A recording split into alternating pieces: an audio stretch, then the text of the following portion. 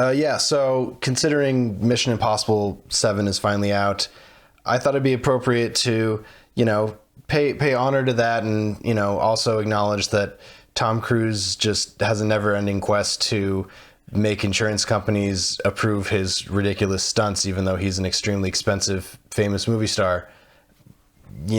Whatever. Having said that, I thought I'd go through his rant that he did while he was making this movie at the height of that disease when everything was shut down.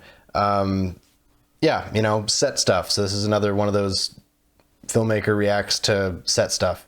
Let me just read the transcript, see how it goes. We want the gold standard. They're back there in Hollywood making movies right now because of us, because they believe us and what we're doing. They believe in us. I'm also not using his intonation because I'm not an actor, nor am I Tom Cruise. Continuing on, I'm on the phone with every effing studio at night, insurance companies, producers, and they're looking at us and asking us to make their movies.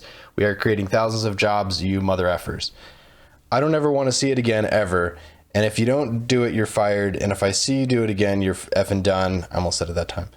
And if anyone in this crew does it, that's it. And you too. And you. Don't you ever effing do it again. That's it. No apologies. You can tell it to the people that are losing their effing homes because our industry is shut down. It's not going to put food on their table or pay for their college education. That's what I sleep with every night. The future of this effing industry. So I'm sorry, I am beyond your apologies. I have told you and now I want it. And if you don't do it, you're out. We're not shutting this effing movie down. Is that understood? If I see it again, you're effing gone. And you are. So you're going to cost him his job. If I see it on set, you're gone and you're gone. That's it. Am I clear? Do you understand what I want? Do you understand the responsibility that you have? Because I will deal with your reason. And if you can't be reasonable and I can't deal with your logic, you're fired. That's it. That's it. I trust you guys to be here. That's it. That's it, guys. Have a little think about it. And then he mumbles something. So I completely misread all of it and, put the enunciation in the wrong spot. But the point is, I remember when this came out, we were all locked down. I had just come off of a doc. I think I was in post-production on a doc. So we were all still trying to figure out this, because I believe this was December of that year that this leaked. December 2019 or 2020, sorry, December 2020. So it happened sometime in late 2020, back when we all believed that, getting out was a month away, and that wasn't the case. And so, as I recall, this Mission Impossible movie was one of the only movies that Hollywood would even sanction doing, because they had to come up with a bunch of extra rules on social distancing. And I don't need to go into it because we've all lived it. We all have that emotional scar for the rest of our, all the generations that were involved. Anyway, I remember at the time going, good. He's laying down the law, people are dying.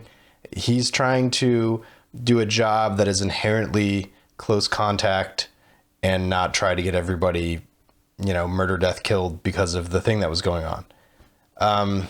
So good. Was it intense? Was it too far?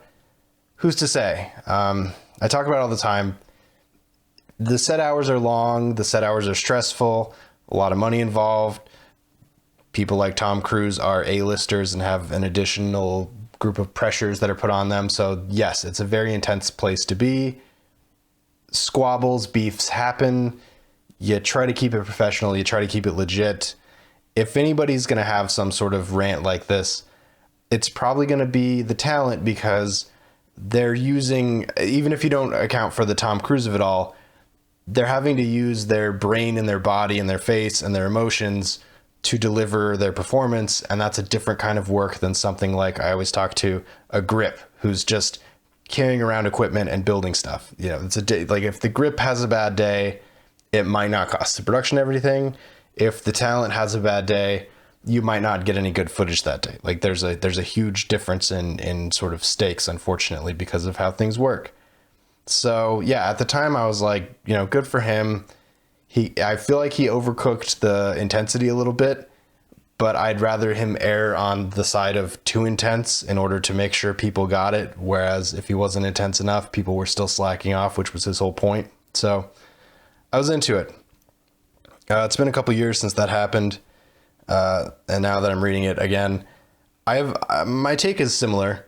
I have a little bit more context because I worked on stuff during the pandemic, including stuff that has like the Hollywood spec level of, like, I was on a studio show, so I worked on with all the rules and all the I almost said the word that would have gotten me demonetized.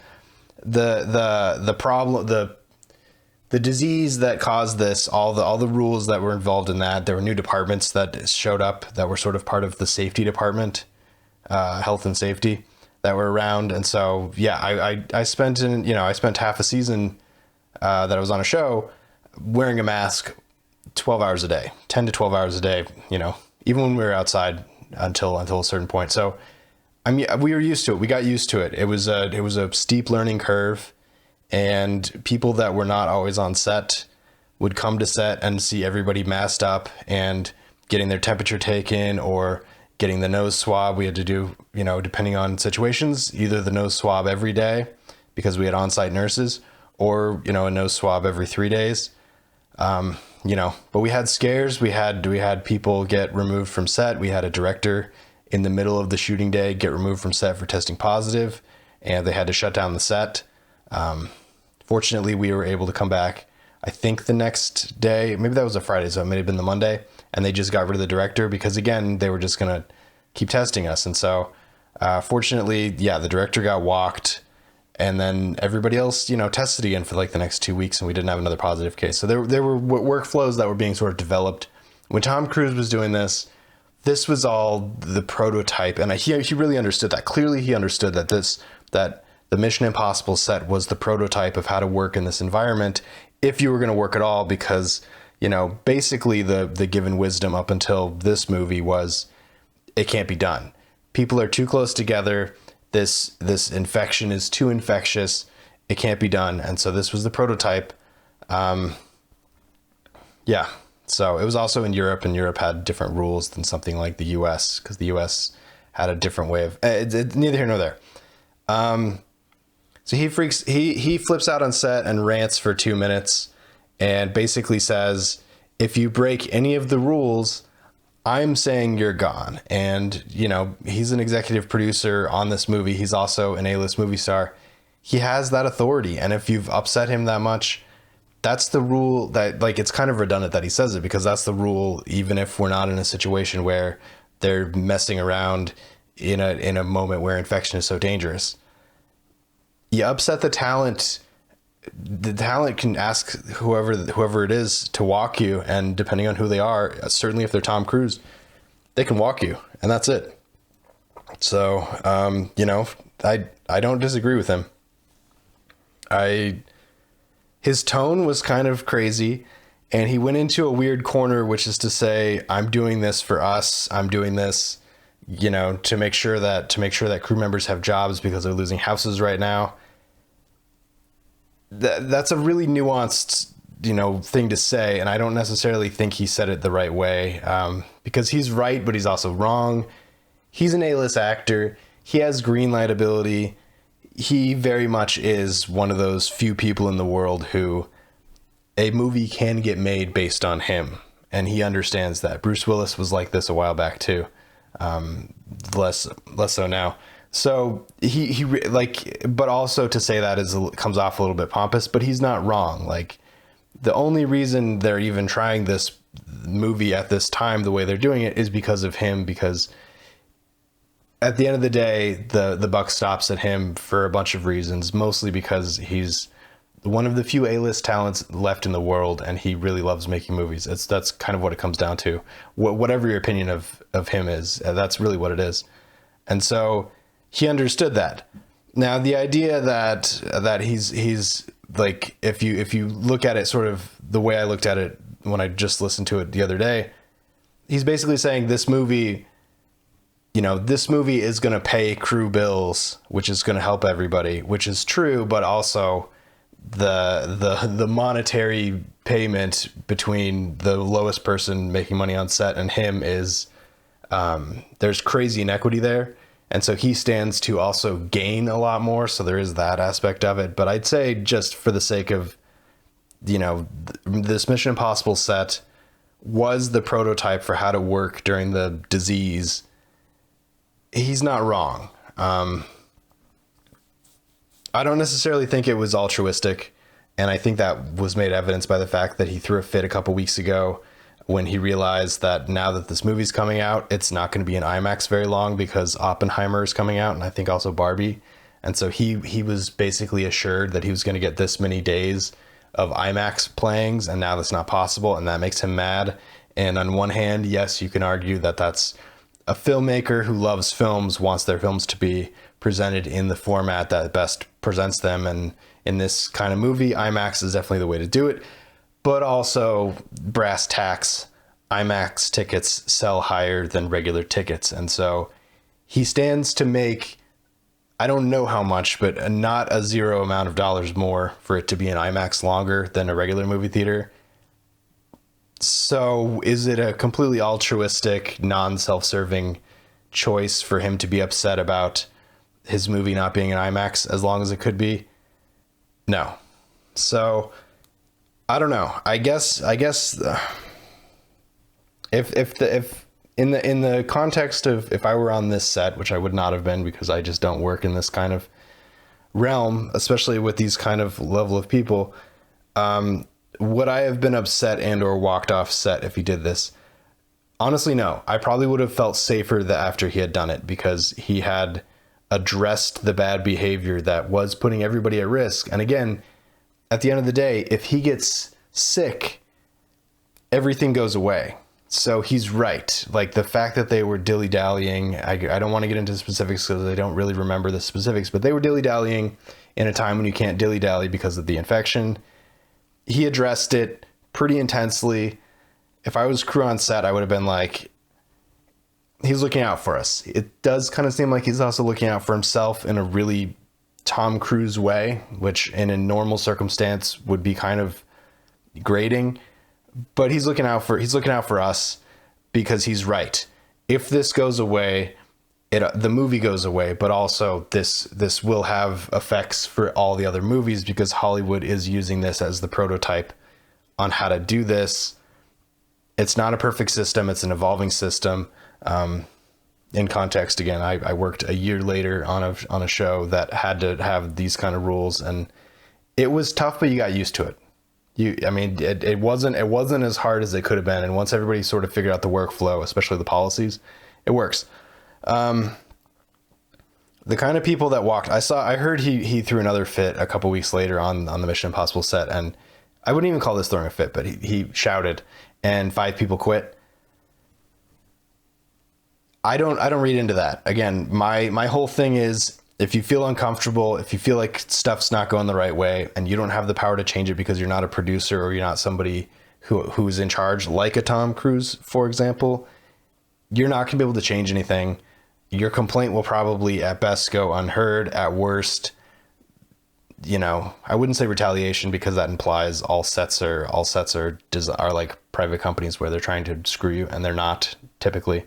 But if you're not jiving the way things are going, really your only choice is to leave. So the fact that those 5 crew members left, that's on them. A year and a half later when I was working on that show, there were very specific disease motivated rules in place for stuff. Some actors and some crew did not agree with it. And by the time the rules were established that by this date, you either played ball or you didn't, they didn't want to play ball. They quit. Respectful. They were quiet. They were respectful. They dipped out. Even the actors that didn't agree, they left. It was what it was. You either play ball or you don't. Your biggest choice in working on a set or not is whether or not you want to leave. You can leave. There's nothing wrong with that. I usually talk about you can leave in the context of something's gone very wrong or something's gone very unsafe and it's not going to change. For your own sake, get out of there. But in the case of this, if you don't want to hang with Tom Cruise, shouting at people, basically laying down the law, you can leave, and that's fine. There's no, So, that's what it is. I think he made the right choice with the information he had at the time. he did sort of toe the line a little bit harder than I think he intended to, with the idea that this production is the most important thing right now because it's paying everybody's bills. That argument I don't fully agree with, because his bills are getting paid way better than everybody else's bills. So that argument is kind of, not great. But on the other side of that, the idea that the Mission Impossible set was a prototype for how to work during the disease, he's right. And a lot of lessons were learned from that set. And honestly, I don't think things would have gotten completed had it not been his level of authority and his level of keeping things in line. So mad respect to the guy. I'm not a fan of when people shout, especially on set, but he got it done.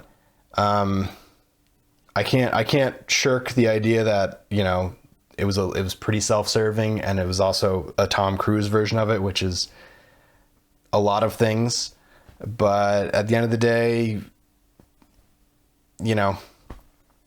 I think the only weird thing that I really bump up against still to this day is I think of making movies, I think of making TV shows as one of those jobs where a person's life should never be at stake. I think if you're doing news, I think if you're doing, on the front line of a war, then yes, there's like a reason that job is dangerous for reasons. Like there's a good reason for that, because you're informing people. But if you're making entertainment, if you're making Mission Impossible, it's entertainment. It is also just jobs, which I talk about too, but yeah, there's no expectation that anybody should die or should be hurt gravely on a movie set for entertainment's sake alone. That's completely inappropriate, and I don't subscribe to that. And so I kind of can't get behind the Tom Cruise aspect of everything, because he is striving for these elaborate stunts and this elaborate realism, which is awesome. But also, you only need to, it's like riding a motorcycle without a helmet. You only need to hit your head once. That's so until you've hit your head, if you never hit your head, you're like, well, I'm good. Riding a motorcycle's fine. It's easy. But then, you only got to hit your head once. So, and the amount of jumps out of planes he did for this movie, I heard he did 3,000 or something. Was a student pilot, was a student glider pilot. That many jumps in that time period, with the restrictions that were involved, that would have made me probably not do it, because human error.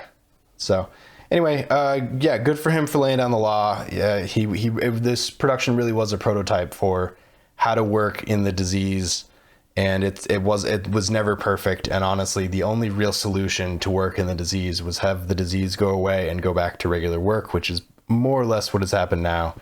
So, yeah, I'm glad he did it. I'm glad the audio leaked.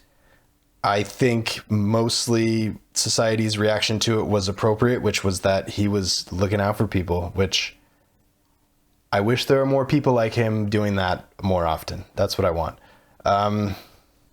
Like, share, subscribe. Catch you next time.